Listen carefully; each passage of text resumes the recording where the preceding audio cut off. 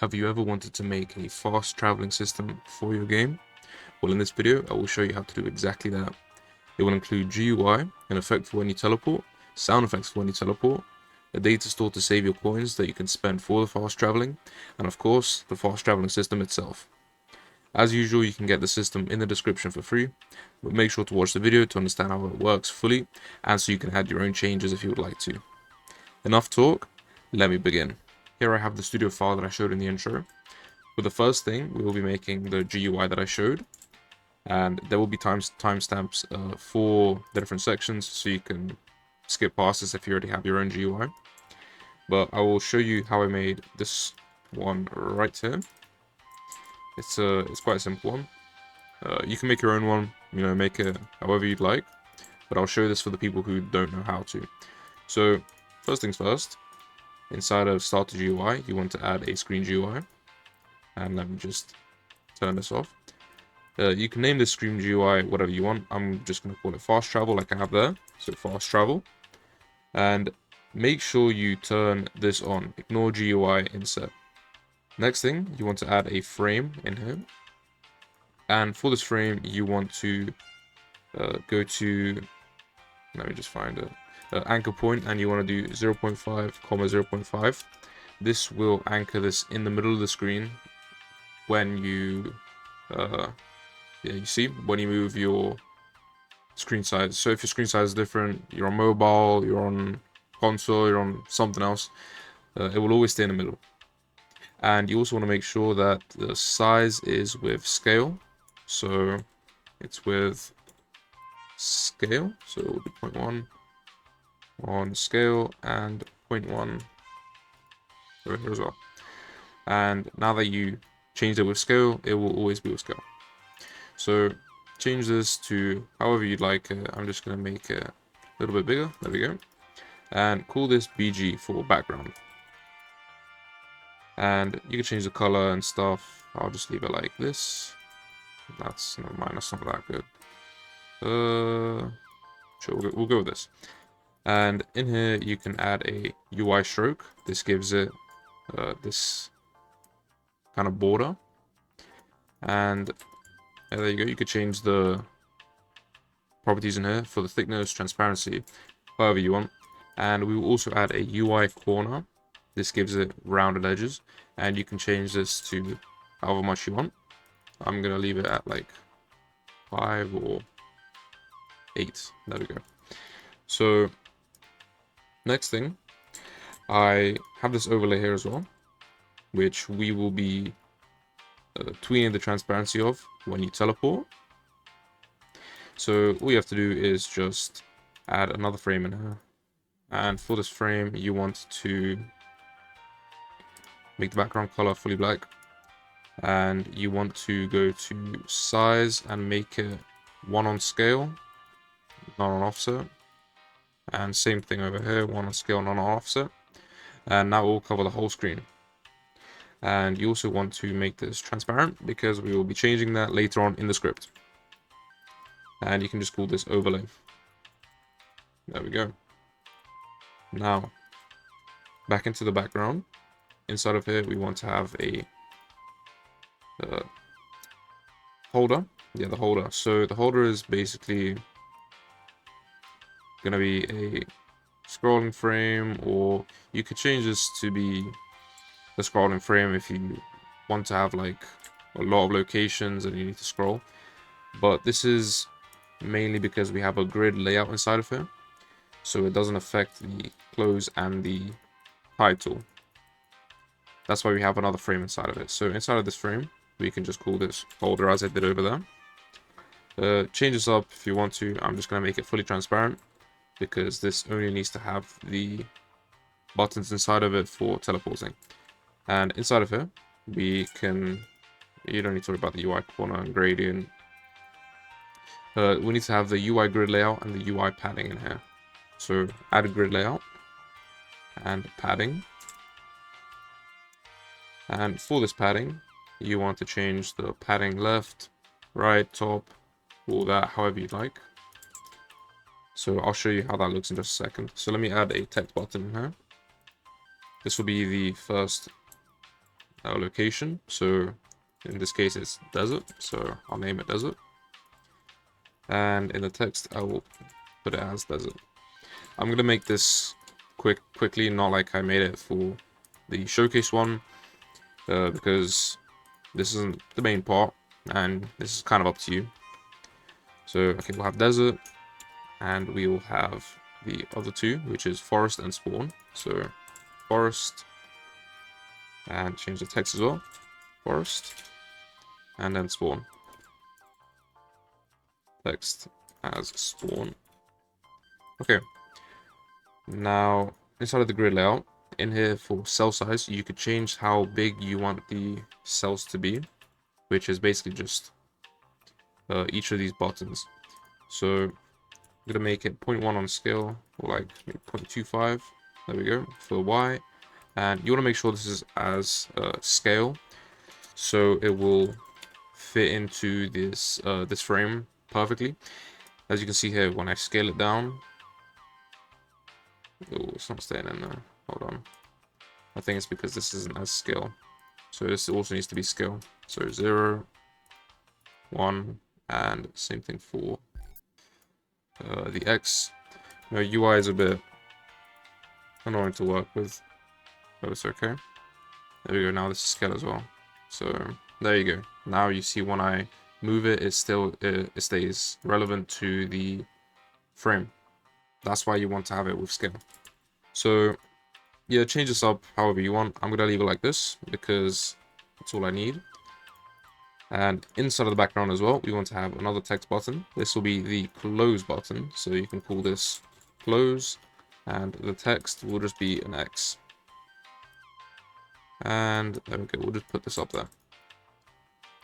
I'll give it a UI corner, and I'll make the background red. There we go. And final thing, you can add a title, which is just another text label. Another text label in here. I'm not going to bother, it's just extra work and it's not really relevant. You can do that yourself. And that's it for the GUI now.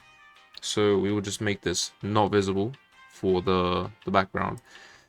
Always keep the screen GUI enabled. You don't want to disable that. You just want to make the background not visible. And the overlay should still be visible, but the background transparency for the overlay should be at 1. Now, let's move on to the next part. So the next part will be actually explaining what we will need for the workspace. So this is made with NPCs that you can talk to. You just press E with a proximity prompt and it will show up the GUI for fast traveling. So inside of the workspace, you want to have a folder for the NPCs, and you also want to have a folder for the locations. The locations will have the teleport locations. So the teleport locations are just parts. So just make a part, make the transparency 1, turn can collide off, and you would want to anchor these. So these should be anchored. And yeah, just position these wherever you want to teleport to, and then name them appropriately. So forest is over there in the forest, and desert is in the desert. With the NPCs, you can just take NPCs from the avatar right here. You press rig builder and block avatar. And name these, put them in the folder, and inside of these, you want to make sure each one of them inside of the torso has a proximity prompt. You can just add this from the plus here, proximity prompt. There we go. And yeah, just add that in there. Inside of here, you can change a bunch of things like the key you want someone to have to press to interact with them, and the distance that you have to be from them to actually be able to press that key, and so on. You can play around with that. So yeah, that's it for the things you actually need in here. And obviously these trees and cactuses, they're just from the toolbox to make it look a bit nicer. So don't worry about that. Now for the scripts, there are 3 scripts as you can see here. And real quick, I will have to delete the previous one, which should be this one. Yep, I will actually be disabling this one, so it doesn't it doesn't try and use that one. So first script, this is the GUI side, and actually I don't think we should be doing this side yet. So we'll go into the fast travel one. I will take this out for just a minute so I can explain everything. So first thing, we want to get the replicated storage. This is for the remote, so we can fire to the client for the GUI. So here we will do a for loop. So for I, v in I pairs, and here we get the thing we're looping through. So here we're basically looping through the NPCs to find each one's proximity prompt. And this is basically so that we don't have to write out for each NPC individually that we want to press their proximity prompt.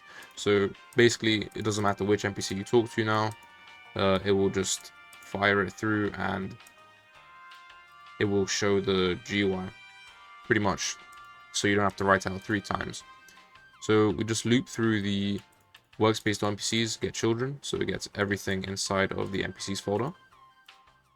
If it finds, that means that it is an NPC. Then it will find torso dot proximity prompt dot triggered. This is how you interact with proximity prompt. You do dot triggered, connect function, so that you can turn it into a function. That's what connect does. It connects it into a function. It connects an event into a function. That's what connect is used for. And here we will fire to the client for the GUI. So let me add this stuff back. I will come back to this in just a minute. Next thing, we'll go to the GUI.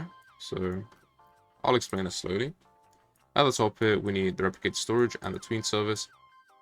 Tweening the overlay to show up and then go away. So then we need to get the player. This is a local script, so you just do game.players.localPlayer. And then we get the character, which is equal to player.character or player.character added wait. This is important, so make sure this is here. This makes the script wait until the character is actually added before doing anything, because sometimes it can't find the character and then the whole script will break. Then we get the leader stats, because this will be using a coins value that does have Datastore. And next thing, we will get the GUI that I mentioned in here. So this is what it's firing. It's firing through the GUI remote, which is right here. And it's firing the player through. This isn't actually really needed, but you have to put the player through. So here we are. In here we do rp.gui, which is this remote. The on-client event, which is how you receive it on the client. Connect function player. So we just check if the background is visible. If it is, then return end, because we don't need to do anything. If it's not, then we will make it visible. That's what this does. Player GUI fast travel background dot visible is equal to true. And this player GUI here is just inside of the player, and then player GUI, which I will actually show you right now. You press play, you go inside of the players, go inside of your player, then it's right here, player GUI. So you do player dot player GUI dot fast travel. I don't remember which one of these it was. It was this one. And then we go inside of here, fast travel dot background, and we'll make it visible. Make it so when you press one of the buttons inside of the background holder, so when you press desert, forest, or spawn, it will do something. So player GUI dot fast travel dot background dot close. This is for closing it. So if you press the X button, then it will make the background not visible, so it will close it. Down here we have the actual overlay function. You don't need to worry about this yet. I will come back to this, and you don't need to worry about this right now either. Actually, no, that's fine. Yeah, you do need this right now. I'm explaining that now. So make a table here with the prices. So you can change these to how much you want. Don't want to ask the assistant. So change the prices to what you want. So for the spawn, forest, desert, you could change these up. That's why we have a table here, so you can easily switch them. So down here we have the holder desert activated. So if you press the desert button, then we will check if the leader stats .coins.value is more than the prices .desert, which is 50. So if you have more than 50 coins, then it will do the overlay thing. And I'll get to the leader stats in just a moment. And yeah, you just copy this for the other ones as well, for the forest and for the spawn. You just want to copy that. And yeah, for the overlay function, which is, I'll actually show it. So yeah, it's this overlay that you see there before it teleports you to a new location. That's what the tween will be. Right here, we will have a function for the overlay. So first parameter is the duration. Second one is extra time that you want to wait between the first and the overlay going back to transparent. And the message is so you fire to the server to actually move you and to take away your money. So we do tween service, create, and here is what we tween. So we're going to tween the fast travel .overlay. Then we do tween info.new, which we will just put in here the duration, so how long you want the tween to take. And then we can just do a comma and then curly brackets here. And we do background transparency is equal to 0. So this is what we're actually going to tween over the duration. And then you do colon play. This is so it actually plays it now. If you don't do this, you could still just call it some other time. So you can just do, you'd have to put this in a variable, but we're just going to do it like here. So it's all in one line, nice and simple. And here we actually play the sound as well. So you can just get the sound from toolbox, anywhere. I just got this from the toolbox for the showcase. So inside replicated storage, put a folder for the sounds, and inside of it I put purchase sound, and we just do replicated storage .sounds .purchase play.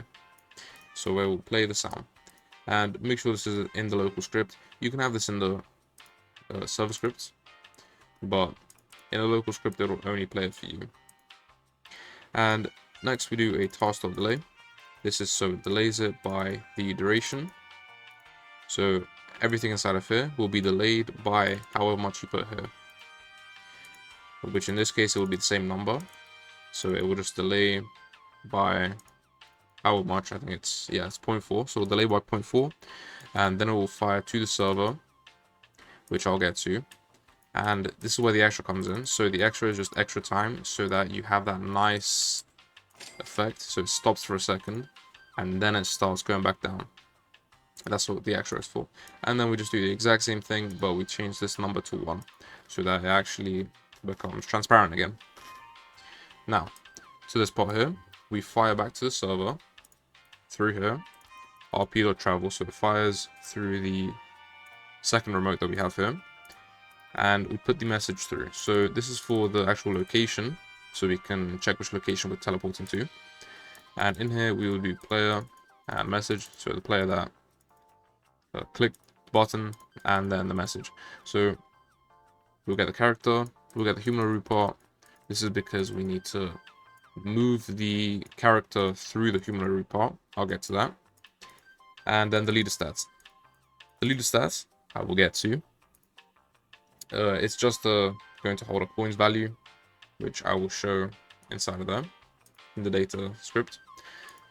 And here we just do a check. So if the message that we sent through is equal to desert, and leader stats.coins the value, so your coins, if you have more than the prices, and just copy the table from in here, copy the table through.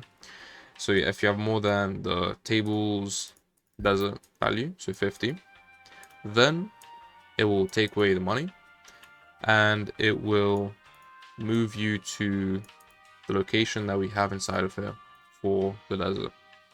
And then you just copy this for all the other ones. So you copy this for the forest and for the spawn, and obviously you change around the numbers and the values. So forest, spawn, change around the text. That's basically it. And for the actual moving part, we're moving the human root part C frame to the location that we select, so spawn, forest, and so on. And then we just times it by a cframe.new, so we can move ourselves above the location. You don't have to do that if your location is actually above the ground. If it's like on the ground, then you do need to do that. but it's just like an extra precaution, so it's nothing too bad. Now, for the final one, which is the data, the reason this script is so long is because this actually has a data store as well. If you don't want this to be as long and you don't care about the data store, you can just do game.players.player added, connect function, player, local leader stats, instance.new, folder, comma player, leader stats.name is equal to leader stats. And then you just do local coins is instance.new, int value, and you put that inside of the leader stats. And then you just give it a name, coins, and value is however much you want. If you don't want it to be a data store, it's this simple. So here you go, if you don't want it as a data store. And make sure this is an uppercase, because when we reference this coins value inside of a script, it's going to be using this, it's not going to be using this one. So yeah, but let me add the other one back. So this is going to be for the data store version. First things first, inside of the home tab, go to game settings, go to security, and make sure this is turned on. You need to have this on if you want to be adding a data store to your game. So turn that on. Then we get the data store, so local DSS is game get service data store service. And then we create a data store as a variable for the coins. So we do DSS get data store, coin data store. And here you can change this to whatever you want. So if I change this value, let me show you. Currently I have 375. If I change this, it would coin DS, let's change to that. It will reset it back to the base value. And as you can see, I got rid of some of the money. I stop and I play again, and it will save to that amount. If you change this though, it won't have the same value that it did on a different one. So it's like it's a completely different save. So if I went back to coin DSS, it would still have the 375. So you want to make sure you never change this, or you could just completely lose everyone's data. Or you could just like save these down somewhere, so you can have like tester coins. So if you're like testing the game, you would have tester coins, and then when the game actually releases, you change it to coins DSS, so that the data doesn't get mixed up. But yeah, you never want to change this unless you know what you're doing. So leave this as coins DSS, and here we actually get into the data store side of things. So game.players player added as before. Create the leader stats like before. Create the coins like before. Though here I didn't really, just put the comma after it. Both ways work. You could do coins.parent is leader stats, or you can just do this, leader stats. This does a trick as well.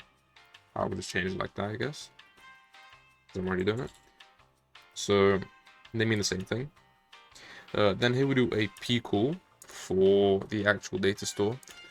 So I just do this local success, comma saved coins is equal to pcall, and then a function return coins data get async player.user ID, and we get the player's data through player.user ID, because if someone's got like a different name, or you know, because this display name, someone can change their name, all of that stuff. So user ID never changes. That's why you use user ID. So if it's a success, so pretty much if it does find the data, get async is looking for the data. It's looking for the coins data in the index of the player's user ID. So it's looking through the data store for your player. If it finds that data and the data is there, then it will set your value right here to what's in the data store. If not, then it will set it to the base value of 1000, which you saw there when I changed this value up here. It set it to the base value of 1000. And here we have a bit of extra stuff that I added in case you are not fully loaded. So you don't actually really need to have this. This is because I changed the primary spawn location. I don't have a spawn location in the server. I just made you, when you join, get placed on top of the forest one. So I'm not really gonna get into this. It's not too important. But pretty much it's the same code that you have here, but it just checks if your character is fully loaded, and then it moves you to the spawn location. And finally, for when player leaves, we get the coins. We get the coins right here, the data store.